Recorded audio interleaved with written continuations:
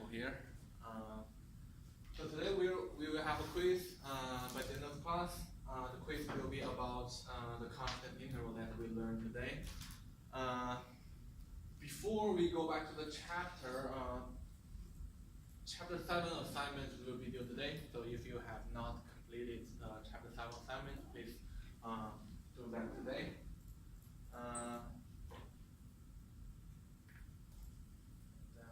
That's the only thing I want to discuss before we go back there.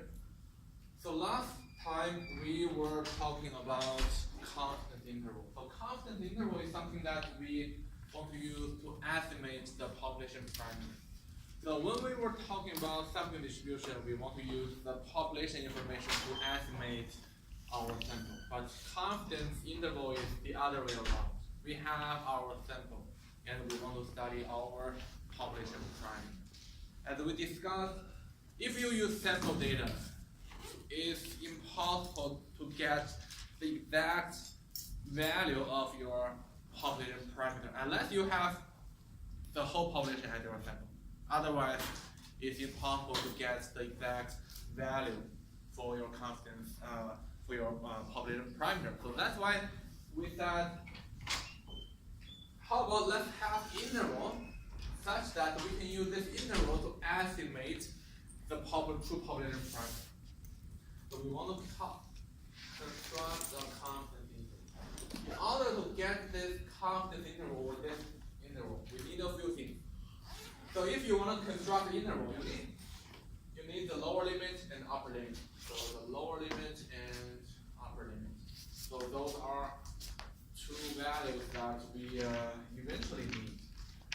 But in order to get those two values, the first thing we need is the center. What is the center? The center is called estimate. So the center is called estimate. So what is the estimate? So for the constant interval, we will cover the mean if the population parameter is the mean. And right now we are talking about the scenario where the population parameter is a proportion. We want to know we have candidate A and B. So what is the proportion of the people who support candidate A, and so on and so forth.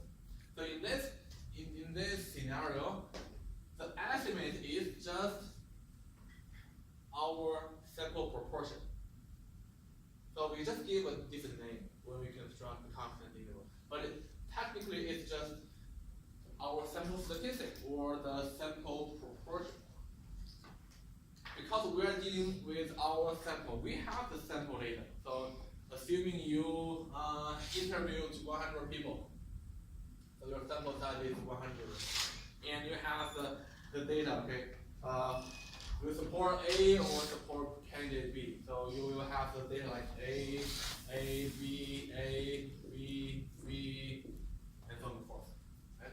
Then by the end of the day, you can calculate, okay, well, how many people support, how many people support A, how many people support B, then you can calculate it. Probably, so let's say assume that after analyzing your data, 21% people support candidate A. So let's use this to denote the proportion of people who support candidate A. So this number is something you can get from your sample.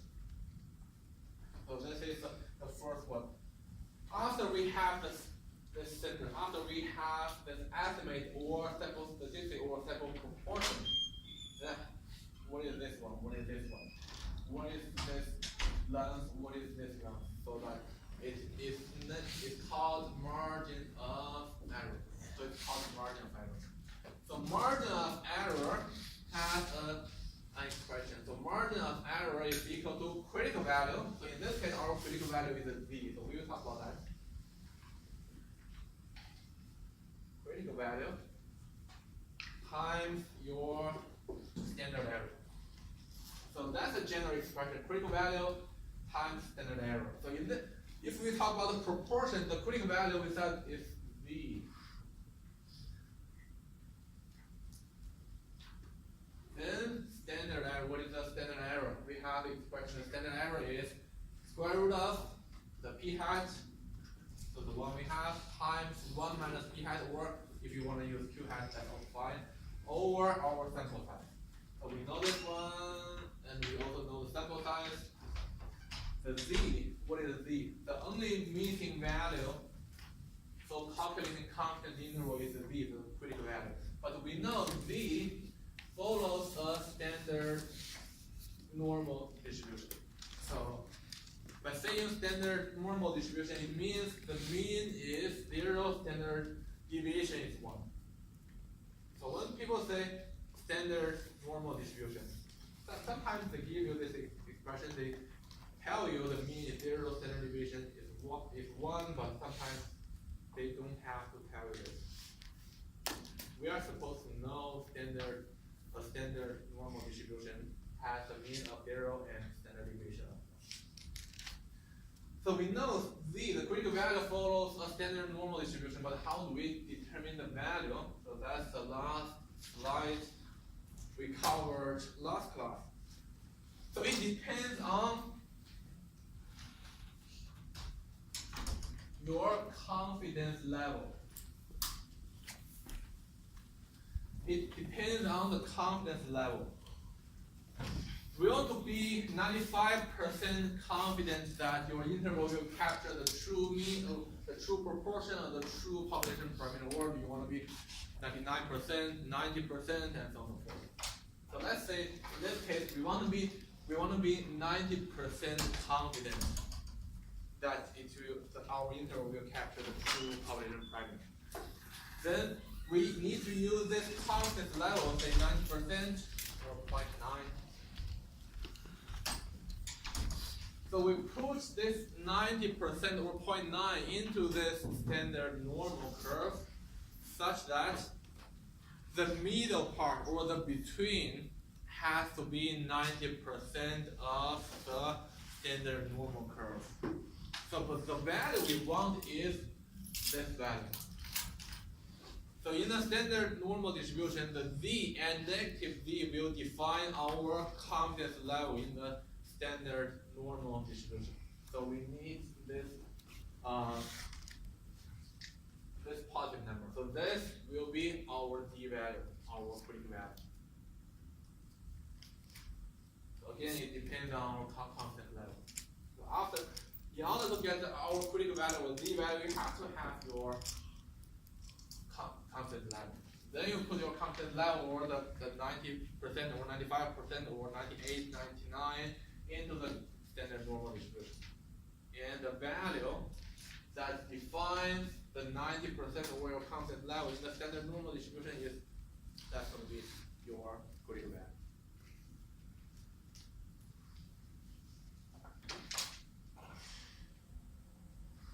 So any questions on this concept before we talking about how to get this data?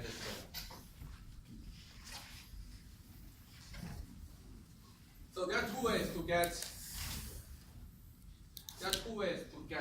this critical value. So one is StatQuant, the other is Excel. So let me do the StatQuant first. So let's assume we want to be 90% confident. So we just follow the case that we had on the PowerPoint slide. So let me open the StatQuant. So this is my StatLab, StatQuant.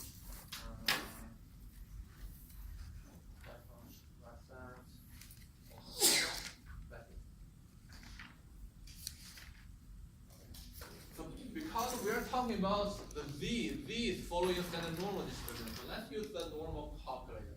That calculator and normal. Yes, here's normal. So that's something we learned in chapter 7.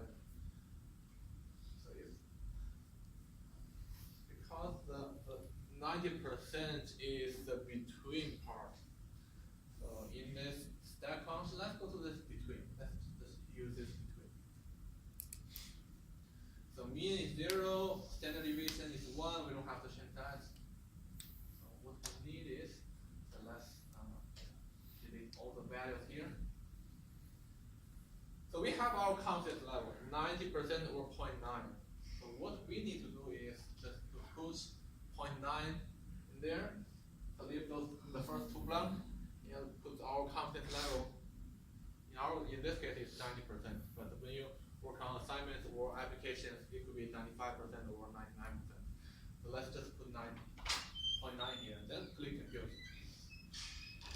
Then click compute. Then you will have two values. We always use the positive value. So the positive value is our D value or our critical value. So remember, we only use the positive value.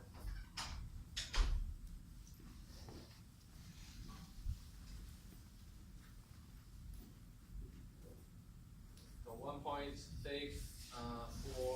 So that's our critical value. So that's how we find our critical value of D using stack function. So any questions using stack function? I know some people like using Excel, so I want to demonstrate how to use Excel to do this calculation. And previously we discussed the Excel function can only calculate the probability that the random variable is less than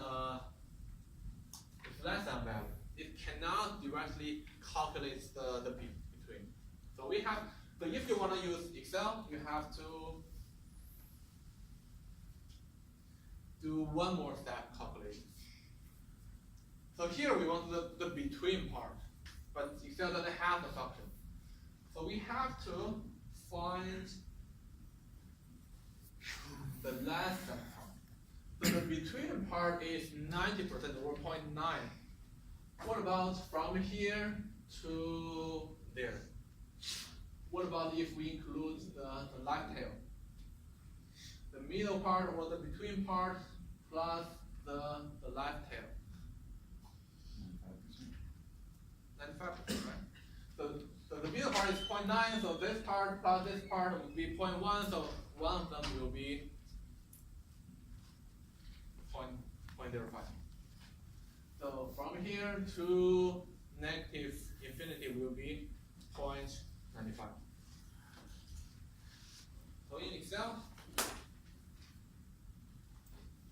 so let's use, because we still talk about standard normal distribution, so the function we want to use is called norm.inv,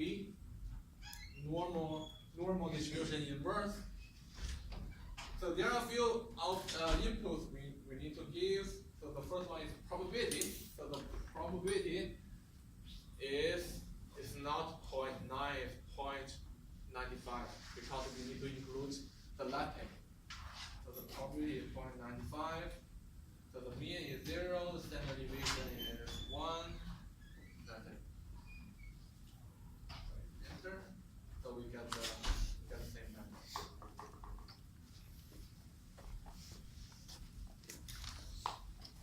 So that's how we calculate the critical value using Excel. So either way is fine.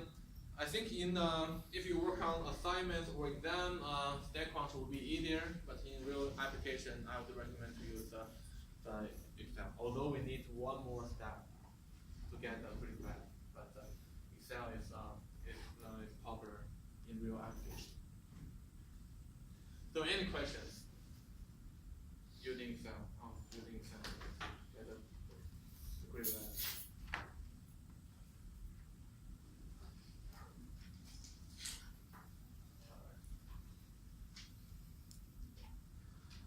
That was the critical value. As we discussed, the format for confidence interval of population proportion is the estimate over the sample statistic or the sample proportion p hat plus minus the critical value times our standard error. So z or our estimate or the p hat minus the margin of error, that will give us the lower limit. So the lower limit, let me write it there. So eventually we just need the lower limit and upper limit. The lower limit is equal to the estimate or, let me just use estimate. Estimate minus the margin of error. The margin of error is in this expression. So let's limit and the upper limit is equal to the estimate plus the marginal value. So eventually we just use those numbers.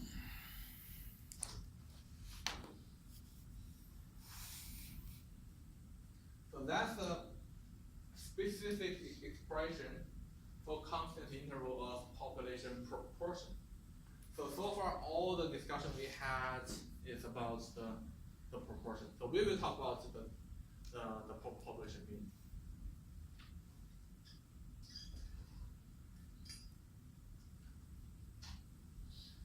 So let's see one example.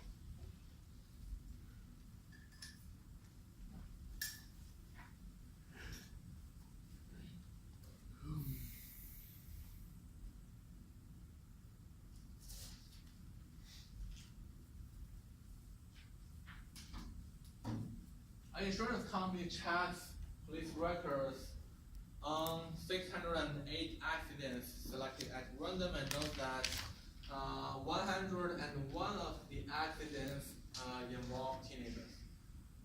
So construct the 95% constant interval for the percentage of all auto accidents that involve teenager drivers. So in this question, we want to construct constant interval. So we need the lower limit, we need the upper limit. When we construct the constant interval, the first thing we need to check is this question talking about population proportion or population mean? We haven't covered the population mean yet, but after we finish the population mean, you have to think about it. This about proportion or the mean. And this question is very obvious. It's talking about for the percentage. So percentage is proportion. So that means we are talking about the proportion. So in order to calculate the lower limit and upper limit over here, lower limit and upper limit, we need a few things. One is the population, the sample proportion, the p hat.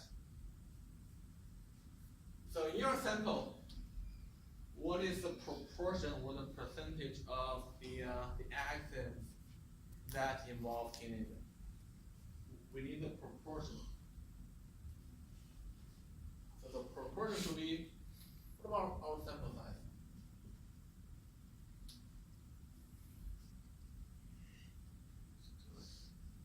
608. So they checked 608 accidents. So that's our sample size. And then 101 out of 608 accidents involve teenagers. So that means the proportion is 101 over 608. So we have the sample size, we have the proportion. So standard error we should be good because we have all the numbers we need. But one more thing we need is the critical value. We know critical value depends on the constant level. So 95%, so we need to use this 95% to get the critical value here. Critical value here. So let me use StatCrunch to do the calculation. We don't have, so if we want to manually do the calculation, so this is the value we need to calculate. But if we want to use StatCrunch, we don't have to calculate the value. Let me do this real quick. So in the StatCrunch, let's go to stat proportion stats. One sample with summary. So let's write down the steps so that when you work on assignment or test, you know how to do this calculation. So if you want to manually do the calculation, it's taking a lot of time. So let's remember the steps here. Stat, proportion stats, one sample with summary.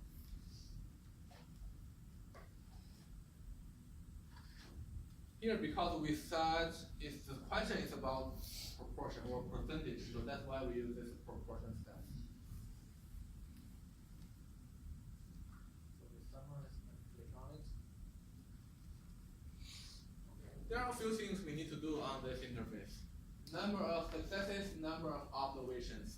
The number of observations is just your sample size. So our sample size is 608, so let me put it here.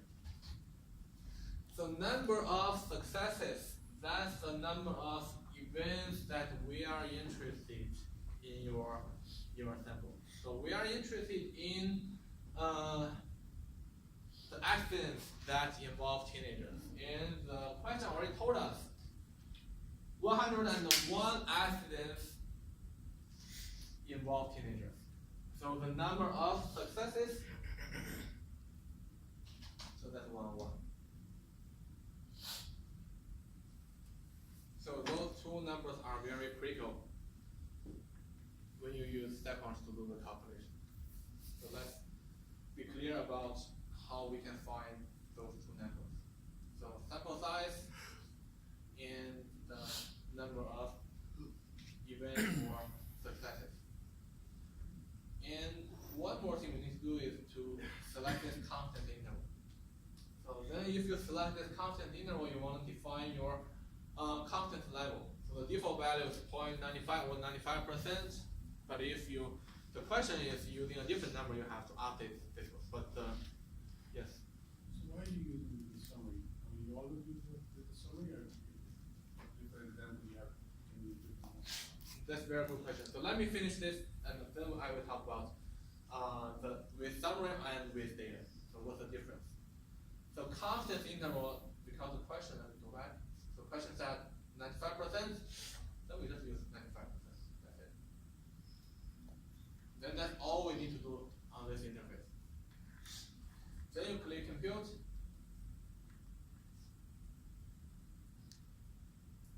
Here's output, and normally we need those two numbers, the lower limit and upper limit.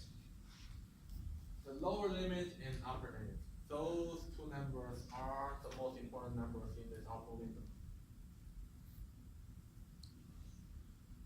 Although some questions may ask you about other numbers like standard error, this term, some questions may ask this one, but you can find the standard error in this output window as well. Or sample proportion, normally we do not ask this one, but just in case. You know, this is the sample proportion or the p-hat. And sample size, other things, I don't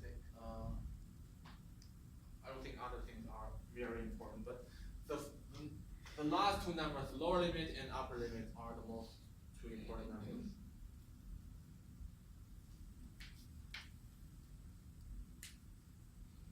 So any questions on this output window?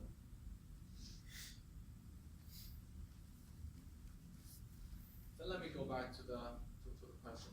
So we use that, proportion stat, one sample. All right, there are two options, with data, with summary.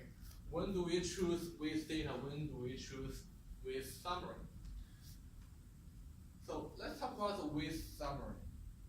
So with summary means we have the number of observations, or we have the sample size, and we also have the number of successes. For example, in this question, they already calculated what the sample size is, and they already calculated out of 608 accidents, 101 accidents involve teenagers. They already calculated the numbers for us. So those numbers are called summary data. So if the question gives us this kind of two numbers, we use with summary. But if we are given a data table, like the candidate example, we have a data table like so the first person you interview said, okay, I support candidate A, the second one is B, the third one is A, next one is A, B, A, and so on and so forth. If you have a data table like this, You don't have the number of observations, you don't have the number of successes, you just have this raw data, A, B, B, A, and so on and so forth. If you have this kind of table, you're gonna use the with data. So you are going to use this data. Then you will select the data you have. But in our assignments, I think most of the applications are giving you the summary data. You don't have to import the data. But just in case you have a raw data like that, you are going to use the with data. Any other questions?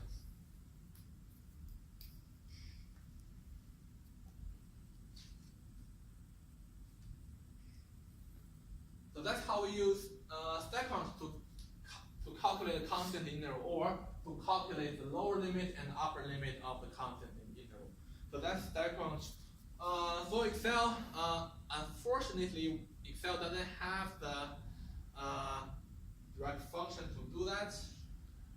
But what I will do is to prepare Excel file, and I will upload the Excel file to Blazeview, and I will provide a template so that you just enter the number of observations and number of successes and the constant level. Then it will have the same function as we see in the StatCrunch. And so I will provide that on Blazeview. So you don't have to enter the equation for those things in Excel. I will provide a template for you guys. So any questions on this question before we go to the next topic?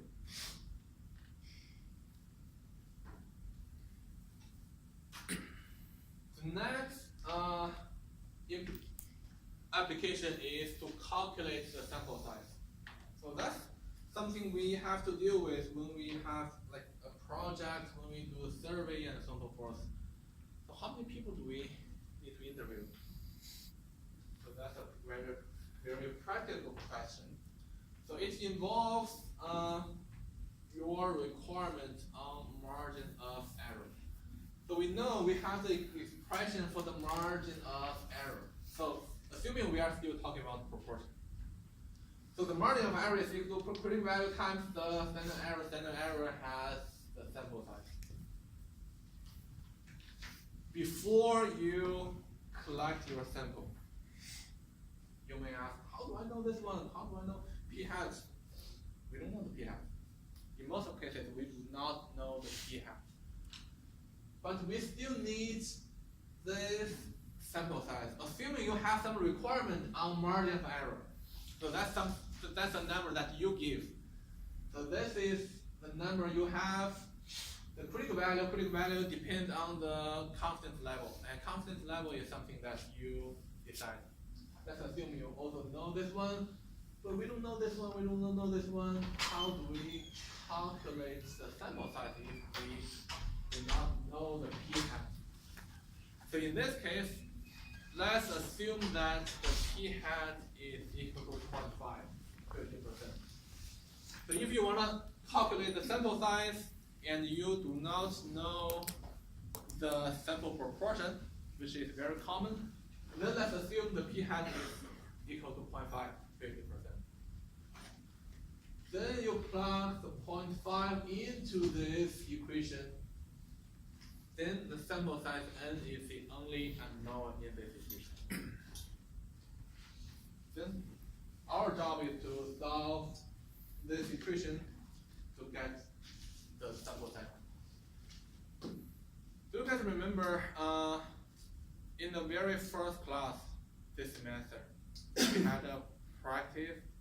I forgot.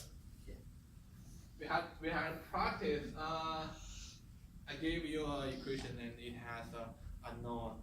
I said, okay, how about you develop expression for that variable or for the unknown? I forgot which word I used. Then some of you said it's impossible. So I was referring to this equation. So we have to know how to solve this equation in order to get your sample size.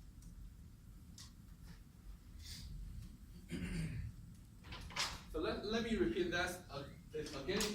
If the p hat is not given to us, which is common, let's use 0.5. Let's use 0.5 as the p hat for your sample proportion. Other numbers, margin of error, that's your requirement. Critical value, it depends on your confidence level. So those values are known to us. After we assume the p hat is equal to 0.5, the sample size is the only unknown in this equation. Then we can solve this equation to get the value. Let's see one example. Suppose you want to estimate the proportion of traditional college students on your campus who own their own car. So from research on other college campuses, you believe the proportion will be about 40%. Then what sample size is needed if you wish to be 98% confident that your estimate will be within 0.06 of the true proportion?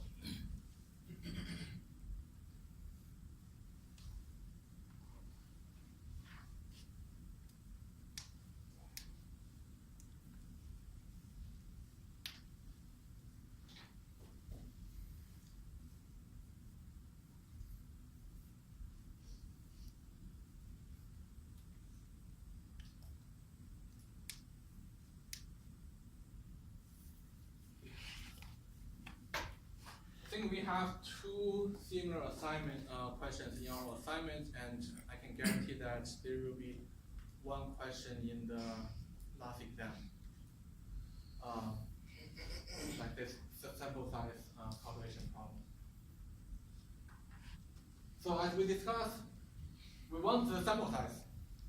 So if we want the sample size, we have to get some help from this equation. The margin of error is equal to the critical value. So in this case, because we are talking about the proportion of percentage, so the critical value is v times the standard error. Standard error is p hat times q hat over 1 minus p hat over n. So n is the value we want with margin of error. So we have some requirements for margin of error. So the last sentence, 98% confident that your estimate is within 0.06 of your true proportion or true value. So 0.06, that's your requirement for margin of error. In this case, the margin of error is 0.06. So it's given to us.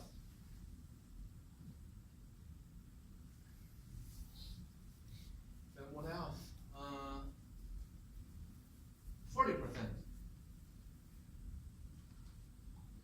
In this case, we are given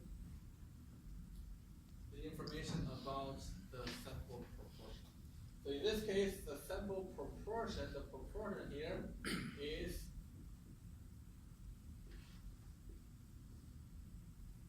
40% or 0.4.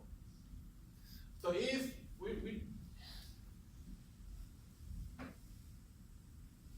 So if I remove this, the second sentence, if I remove this second sentence, then we have to assume that the proportion is 0.5.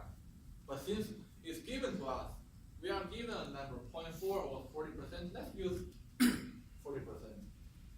If the 40% is not given to us, let's use 0.5 or 50%.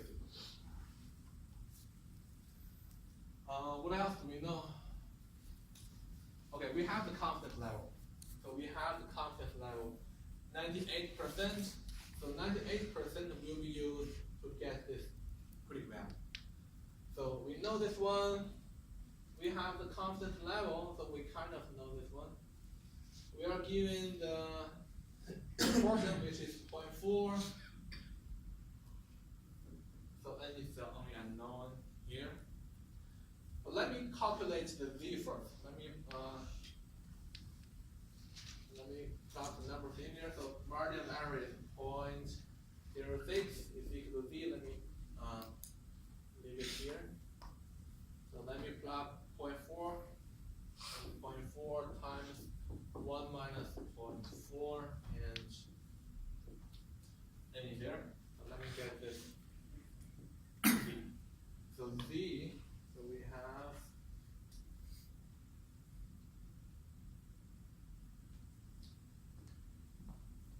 Now the confidence level is 98%. So let me use this 98% to get the D value. So let's not be confused. Z value or the critical value is not equal to 98%. It's not equal to 98%. We need to use this 98% to get the D value. Let me use step up. Stand calculators. Normal between. So it's 98%. So I put 98% there. So let me compute. So the D value is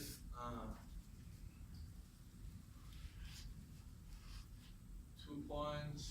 Let me just keep 3 decimal places. So 2.326.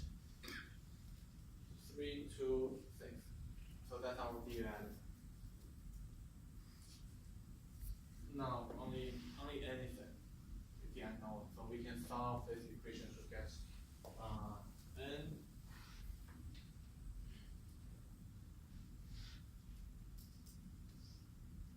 How do we solve this? So we have square root. Let's square both sides. So square this side, that will be, let me use a different color. My blue color is right out. So let me square both sides, so that 0.6 square is equal to 0.326 square times, so I just take the square root out. So it's going to be 0.4 times 1 minus 0.4, and n is here. So I put n over this side and I will take this square to this side. So n will be the left hand side, and this side, this number will be there. So 0.3 square times 0.4 times 1 minus 0.4 over down there 0.06. That's it. So the next thing is to calculate. So it's equal to 2.326 square times 0.4 times 1 minus 0.4 over 0.06 square.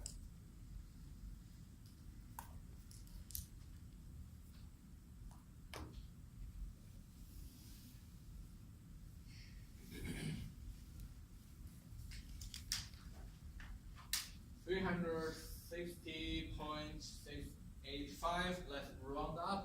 So we need sample size, a sample size of 361. So that's our sample size.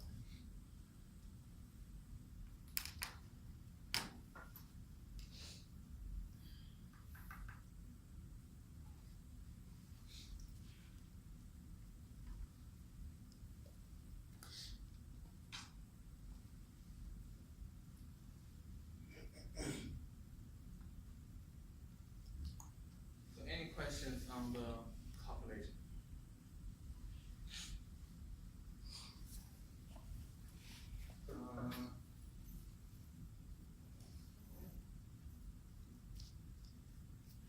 So just in case you need some time to get familiar with the whole calculation process,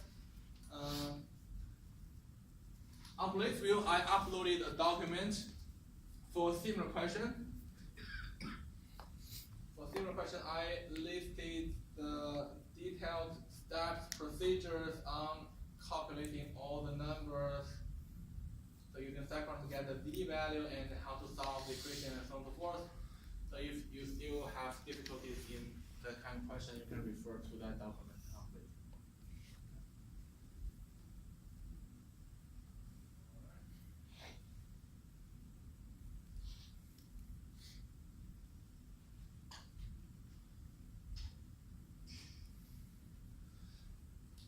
now we know how to calculate the lower limit, upper limit, and also we know how to calculate the sample size. But when we talk our results, or when we explain our results to other people, how do we explain this constant interval? Assuming you have the constant lower limit and upper limit, how do we explain that? So there are multiple wrong ways to explain the constant interval. But what I want to do is, because there are too many wrong ways to explain that, I only want to explain the right way. So if the one explanation or one statement is different from the correct way, it means it's a wrong statement. So when you explain the constant interval, there are three things you have to mention. You only need to mention those three things. The first thing is, you need to mention your confidence level. So that's one thing. 95% confidence, 98 or 90%. This is first thing you have to mention. The confidence level. Then you have to mention the population parameter. That's the proportion of the coworkers who have received the flu shot. So you have to mention the population parameter that you want to study. Either it's a proportion like this, or it could be a population mean. So you have to mention the population parameter. So that's second thing you have to mention. The third one is to mention your lower limit and upper limit. So that means you are 95% confident that your true population parameter is between those two numbers. So you have to mention those three things: confidence level, population parameter, and your lower and upper limit. So you have to mention those three things. If you are given a statement and one of the elements is different from the three that we just talked about, it's going to be an incorrect statement. Okay. So how about after class you take a look at those statements and you can compare those wrong statements with the correct statement. You will notice there are something wrong with those incorrect statements. So the last one is the correct one. So three things you have to mention.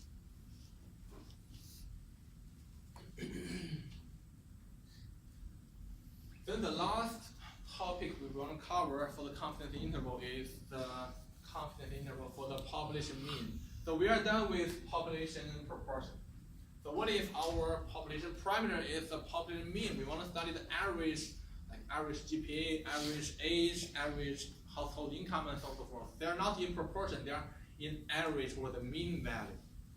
So the procedure-wise, the steps or the general expression is the same.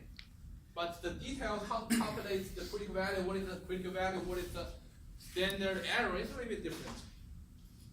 But the methodology-wise is the same.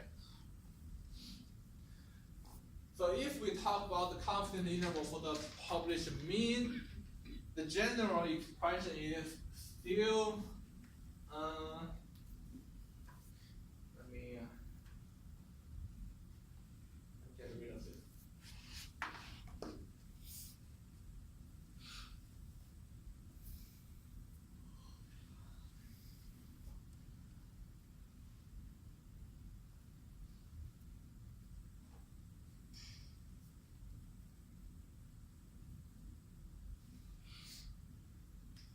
The confidence interval, we need the central point, we need the lower limit and upper limit. Then the central point is called estimate. But in this case, the estimate is the sample mean. So it's a y bar. So it's a sample mean. It's not p hat anymore, because we are talking about mean. And then still one margin of error, the other margin of error. So the estimate here is the sample mean. So So that's something we can calculate from our sample.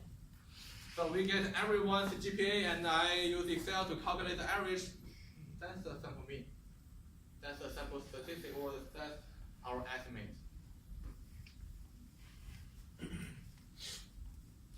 Then what is the margin of error?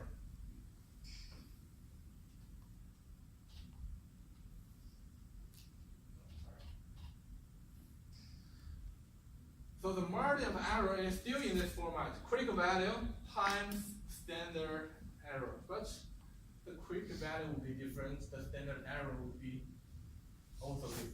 And we can read those things. So let's talk about the critical value. So when we were talking about proportion, the critical value was the z. Z follows the standard normal distribution. But when we talk about the population mean, the critical value is not z anymore. It's called t. So t follows students t distribution. So the t distribution, students t distribution, is kind of a unimodal symmetric bell-shaped curve. So we have the same description for the normal distribution. So t distribution is very similar to normal distribution, but there's a little bit different. The t distribution only has one variable, or the one parameter, which is the degrees of freedom. So if you have the degrees of freedom, you can draw a t curve.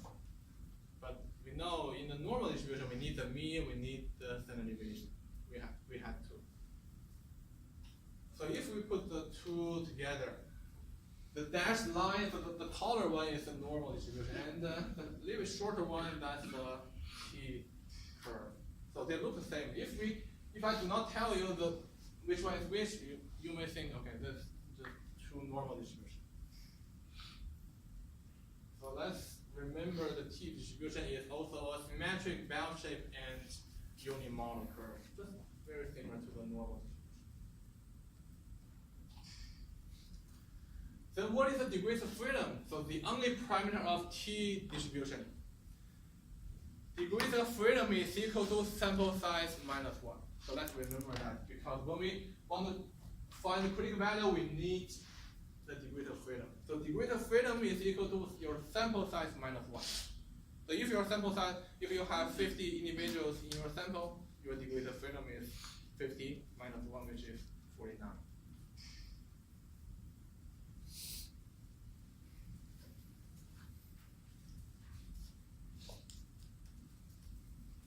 So if you have this degrees of freedom, you have the t curve.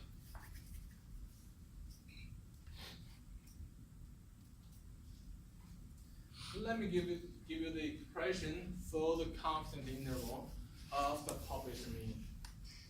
So we have the general expression: estimate plus minus margin of error. Margin of error is equal to critical value times standard error. Critical value, standard error.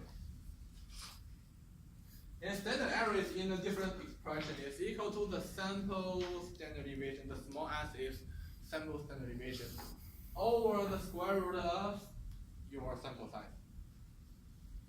So in this expression, y hat, the sample mean, is something we can calculate from our sample because we have the data. So this is known to us.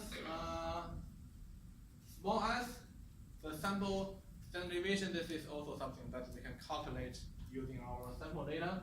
And sample size, we know our sample size. So this part is known, this part is known. And the only problem is still how to get this critical value. How to get this critical value. So the critical value is always the one that makes a problem. But the procedure-wise is the same. Although we have t and we had z, but we know critical value depends on our confidence level. You have to give me a confidence level. Let's say 98%. I want to be 98% confident that my interval will capture the true population mean. How do I use StatCrunch to do this calculation? Let me go back to StatCrunch. So let's use stat calculator, and there's a function called t. So that is t distribution. So let me click on t.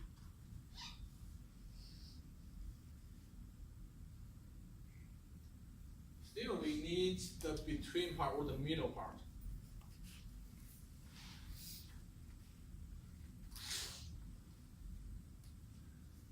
But here we need a parameter. We need the degrees of freedom. So in this case, the critical value depends on the confidence level for sure, but we still need one more thing, the degrees of freedom. So sample size minus 1. Let's assume that your sample size is 100. Then the degrees of freedom will be 100 minus 1, which is 99. So you have to have both numbers to get your critical value. So the degrees of freedom, let's say 99. Let me get rid of this one. Let's get rid of this one. The confidence level point 98. So leave those two blank. Then click build.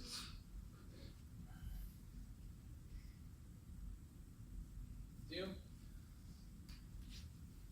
the positive value is your critical value. So that's the critical value.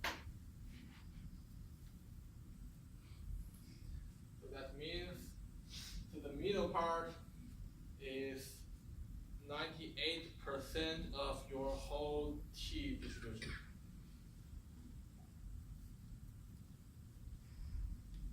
So that's how we calculate the critical value t.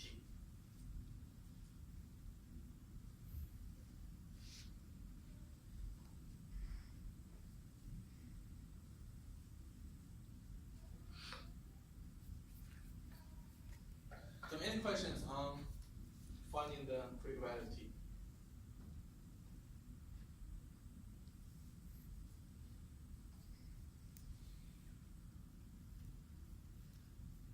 So in most of the cases, when you talk about the confidence interval of a population mean, we use the t.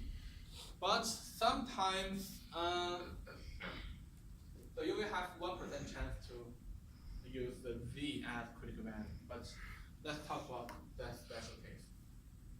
So when do we use z as critical value? When do we use t?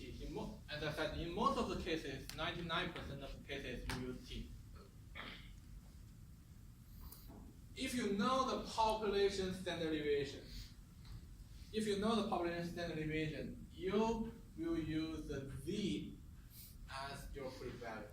Then this will be your expression for the confidence interval. If you know the population standard deviation, which is really rare in real application. But if you do not know the population standard deviation, then you use t. So just follow the step that we had in the previous slide. So 99% of the cases you are going to use t. But there's only 1% chance you are going to use this expression for calculating the confidence interval of population mean. But I want to mention this. So here is the step of using StatCrunch to calculate the confidence interval if we know the population standard deviation. Okay. So that's a very special case.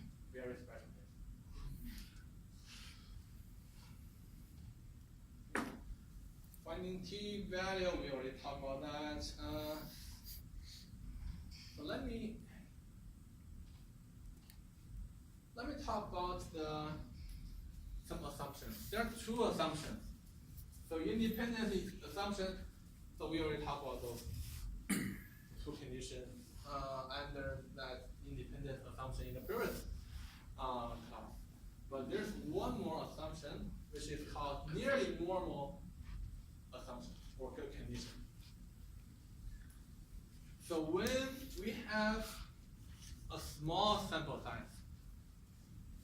your sample size is less than 15, then in order to use the confidence interval, you have to make sure the population or your data will follow a normal distribution. So when you have small sample size, you have to make sure your population or your data follows a normal distribution. But if you have a relatively large sample size, between 15 and 40, then your population, your data doesn't have to follow a normal distribution. But it has to be a unimodal symmetric shape model. And if you have a really large sample size is greater than 40 or 50, then as long as you do not have very skewed data, you should be good. So those are some of the requirements we have if you want to use confidence interval for the population mean. So it really depends on your sample size.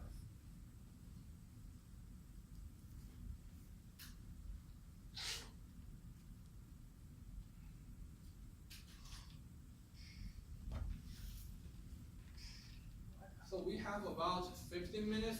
Let's work on our quiz.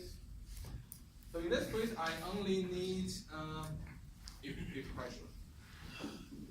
So I do not need the calculator. I need you to write down the expression for the lower limit and upper limit of the confidence interval.